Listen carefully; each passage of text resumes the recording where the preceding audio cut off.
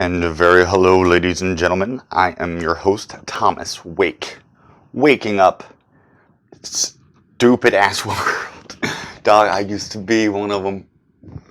And it took me to the age of almost 40 to realize, what does Christianity, they have symbols.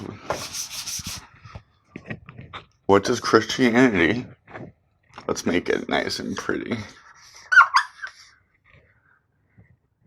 Islam and Judaism, looks like it's got a stank on its hang low, all have in common. Their religions, they all have the same foundational story. They all relate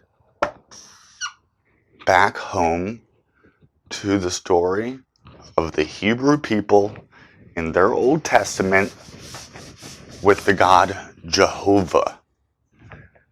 What makes this one different than this one and this one?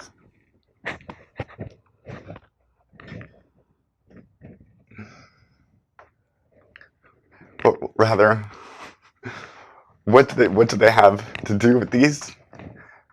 They created them. What's the difference between them? It's also a people, the belief, an ethnicity, a race. Not so with Christianity. That was created for the Gentiles, the unclean, not even human, lower than cattle, must be wiped out or made to serve us. Gentiles, it made them lose their native gods to their native lands and traditions and families and whatnot to worship their God.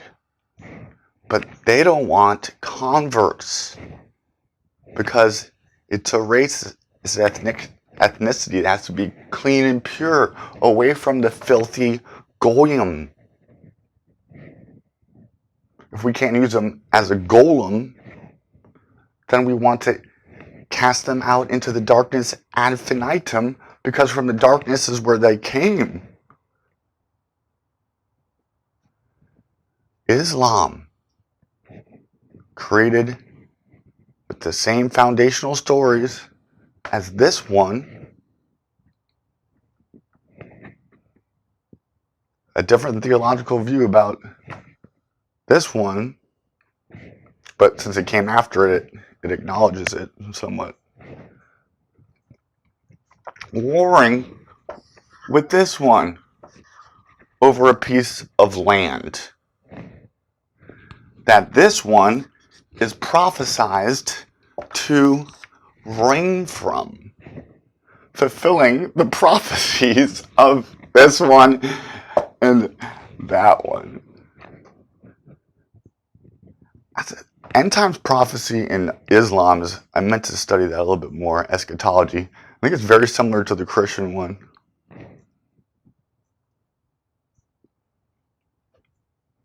So, they have this one working to get them there.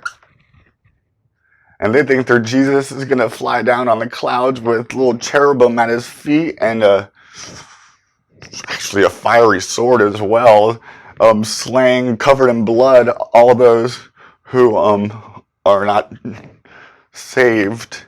And they're just told to sit back and wait like a QAnon psyop while they get them to go in, make a fiasco at the Capitol, and turn everybody into a white supremacist, a domestic terrorist. Totally got used. The QAnon psyop was from a bunch of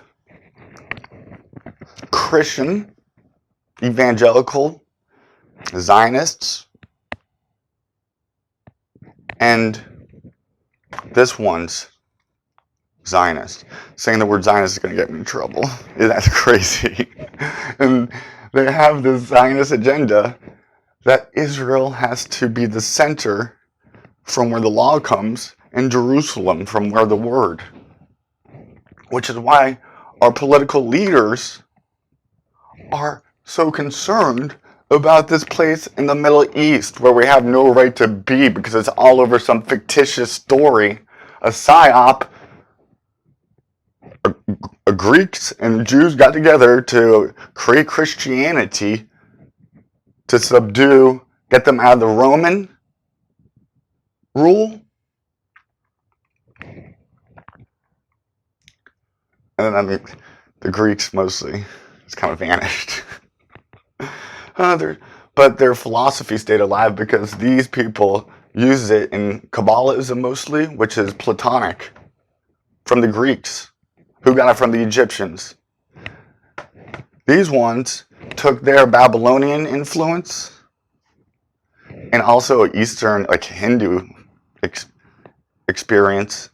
They're kind of in the middle of each, and brought them together into a Babylonian, Phoenician, Akkadian kind of dialect for the people there.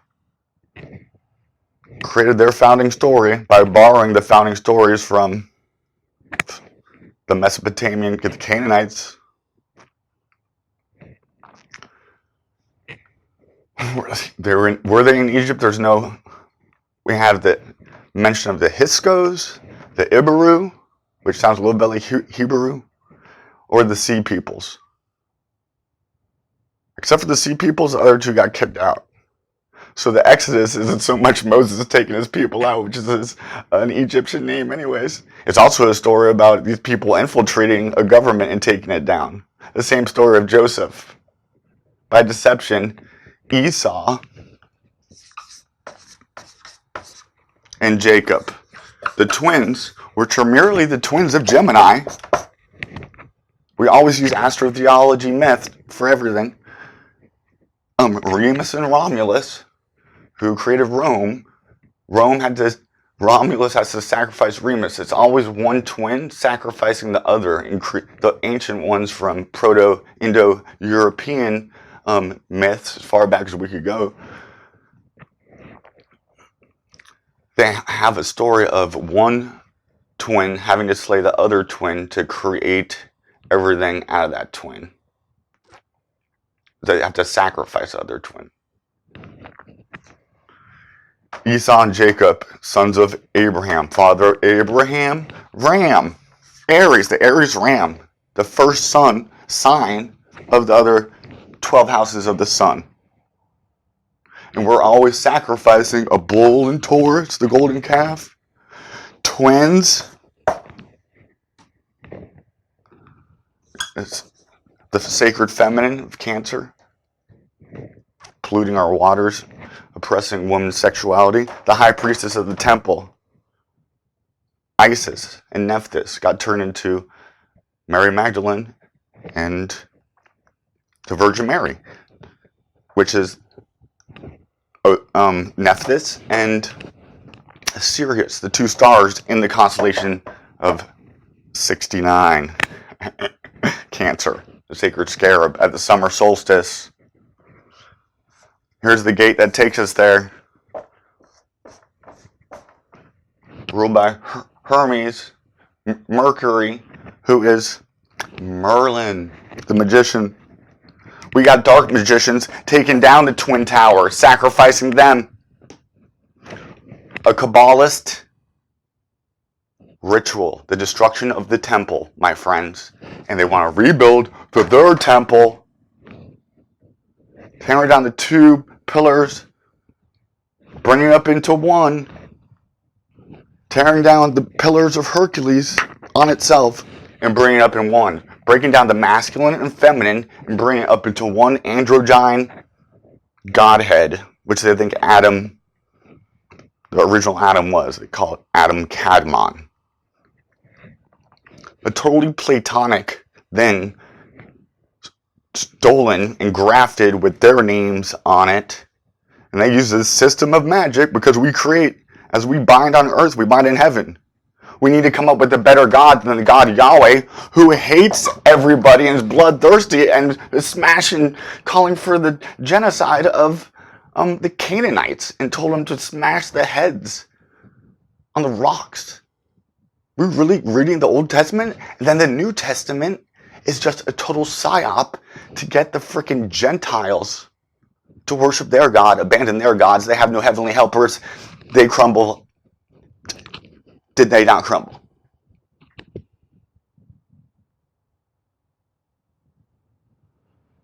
Hallelujah, hallelujah. And that will commence the Wake Movement Sermon on the Mount.